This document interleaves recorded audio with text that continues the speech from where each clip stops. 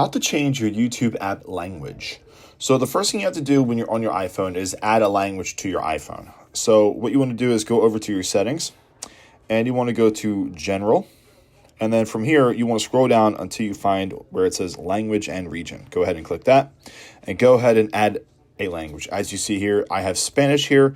So once you do that and you have both your languages here, what you can do is come out of here, come out of your settings, go to YouTube, and go to your profile at the bottom right-hand corner, and then go to the gear icon at the top right corner.